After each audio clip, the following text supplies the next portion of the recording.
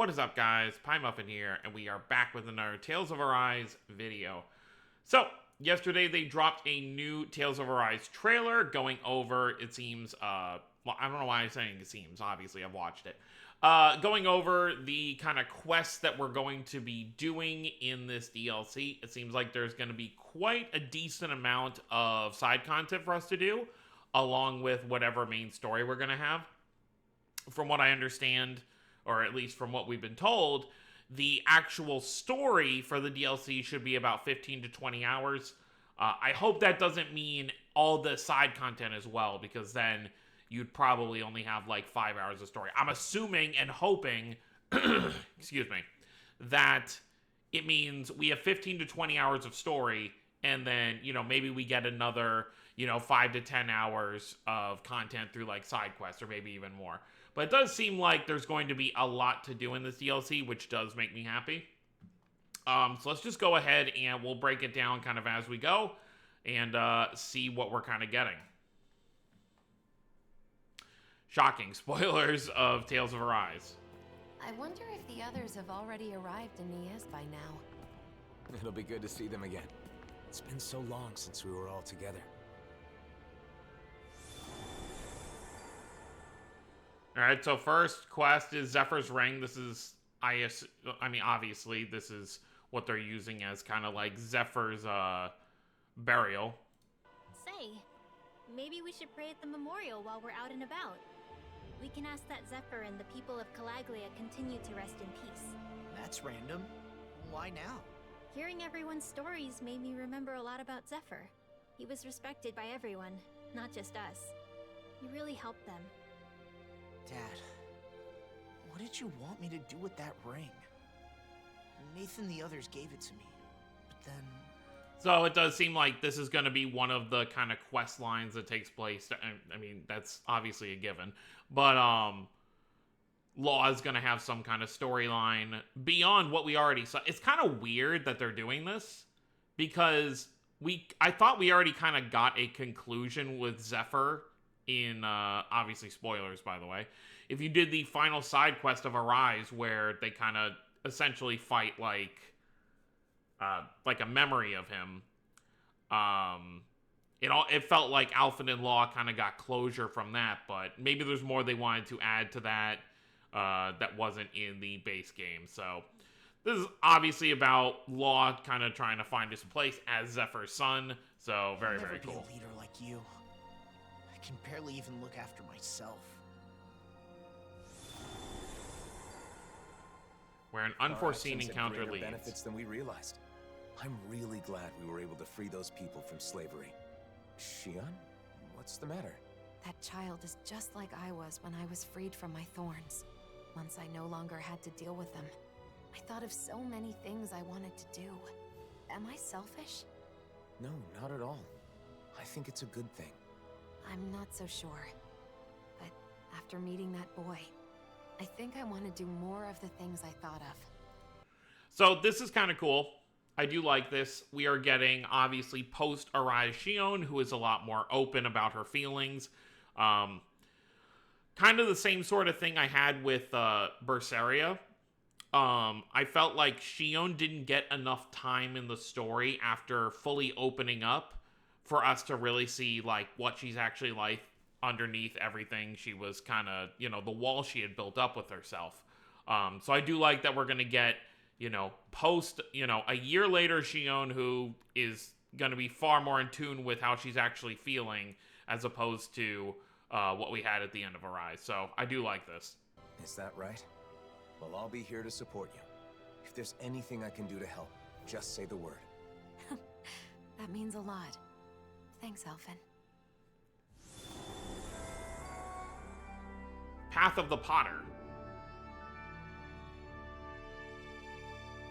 So this is going to be like another quest line. This has to actually deal with Dohalim wanting to pick up pottery. So that's cool. Yeah, we knew he collected it, but we didn't know he wanted to make it. What? But what's really cool about this is you're seeing, during Arise, no one on the planet, on Dana, really had any time to pick up hobbies because everyone was just trying so hard to survive. You really didn't have any people were either slaves or they were fighting against the slavery. So seeing, getting some NPCs who are actually, living their lives is really, really cool. I think one thing I felt like Arise was kind of lacking in terms of the world building was the NPC characters. I've played a couple of other Tales games that I hadn't played before since playing Arise, and I think Arise would really benefit from characters like this that we actually feel like, the world is alive, that NPCs aren't just characters in a town to kind of fill space. So I do like this. I hope there's more characters like this in the DLC who are kind of just living their lives to make the world feel more alive. Unfortunately, his name is just Potter. I don't know if that's just going to be if they're saying Potter because he works a pottery shop, or if that's actually going to be his name and that's going to be the joke that he's a guy named Potter that does pottery. What? Huh?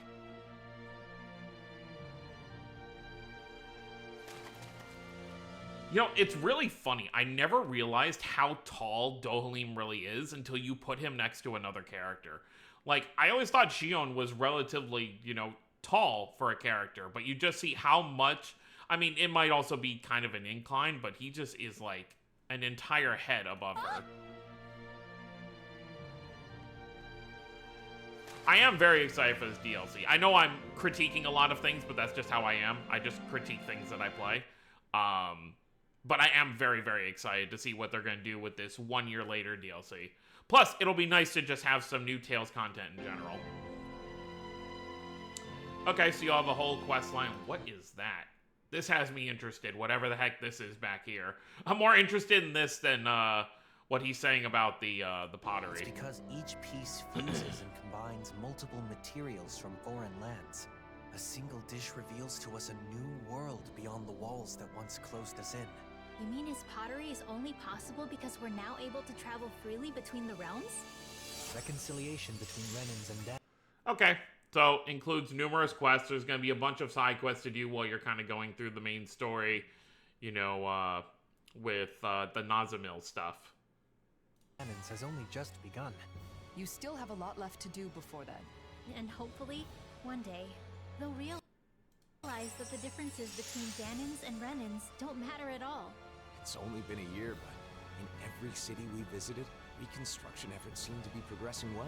It's encouraging to see everything coming together like this. It's pretty... Okay, so this is something I was thinking about as I was seeing this. I'm wondering if this is just going to be a before and after, like you're going to see this stuff, if you compare the base game to the main game, or if it's going to be like the reconstruction efforts you have to do in Symphonia. Like, I'm wondering if it's going to be something like that where, you donate gold or you do certain quests, and those quests being completed will kind of renovate certain areas. Because obviously, besides the main city on Dawn... Well, actually, there's a couple main cities. But it even seems like the big cities right here are going to be having some reconstruction as well.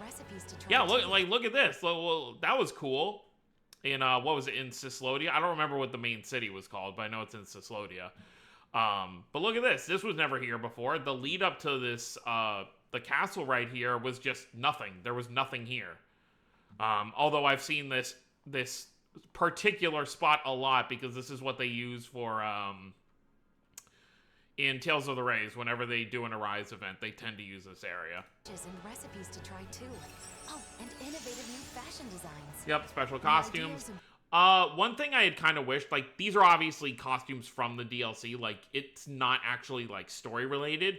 What I was kind of hoping for, that I thought would be really cool, since it is an entire year later, if everyone had kind of updated their wardrobe, so if everyone just got a natural in-story, like, new outfit. Imparted to us that would have been kind of cool. Also, I've seen a lot of people say, like, why is Alphen using his old armor again? I don't know that this is specifically because of I think this is because of the trailer. I could be wrong. We're going to see, obviously, when we boot up the DLC. but I think it's similar to the original launch trailer for Arise. They had him in this armor in scenes where he had already changed into the Act 2 outfit. You know, the outfits that Alphen and Xion got when we were doing all the arena stuff. So I do think that could be a case. You know, for all we know, most of this DLC could be about Alphen and Xion wearing their newer outfits. But we're going to see when we obviously boot up the DLC. In the present. And for our part, we'll have to do our best to assist in any way we can. New large Help those dungeon. dreams become reality. Though the world has changed, people's hearts and minds don't change so easily. Even so, Alright, there you have it. Tales of Arise Beyond the Dawn, November 9th. We are less than a month away. Pretty excited about that. But yeah. So, interesting that they're specifying new large dungeon and not dungeons. So, I'm wondering, because there has to be more than one. We have a 20-hour story we're going to be going through, unless we're going to be retreading through a lot of old areas we've already been to. And, I mean, this dungeon right here looks like a leftover ship. Like, you can see some kind of tech stuff up there, so it might be an old, like, Renan ship. But it doesn't look like the same place as this. So, I'm wondering if it was supposed to say new large dungeons. Like, there's obviously going to be several places we go. I mean, I would hope so in 20 hours. But yeah. So, and of course, we have all of the rewards and stuff. So, we'll get these costumes as a pre-order bonus. You get all this food. What else was there in here? This is for when you buy the DLC, you get these 6 costumes. Silver weapon set. This feels kind of lazy. I don't know anyone who's going to be excited about this, to be totally honest. I would have loved something a little more, because they literally just took the colors off their weapons, and they're being like, hey, here's the weapon set. But okay. And then, of course, these will be purchasable. If you didn't have the game before, you can buy the Ultimate Edition, get all this stuff together. But the classic character costumes will be obtainable after the DLC releases as a separate thing. It's probably going to be like $10, $15, I'm guessing. I'm hoping it's no more than 10, because considering it's just 6 outfits. But yeah, so that'll be purchasable on its own. But yeah, that's pretty much it. So let me know what you guys think down below. As a whole, like I said, I am excited for the DLC. I just hope there is a decent amount of content in here, and I'm just excited to, I guess, see one more because I'm going to be comparing this to, I have played Tales of Graces F, so this is going to feel very similar, I feel like, to doing the Future arc in Tales of Graces F. The only difference being, obviously, in Tales of Graces F, you actually go to completely new places in the extra story at the end of the game. So I'll be curious to see how many new places we actually go to here. But yeah, so that's all I have to say really about it. Let me know what you guys think down below. Don't forget to subscribe for more if you're new to the channel. I'll see you next time. Have a wonderful day, everyone.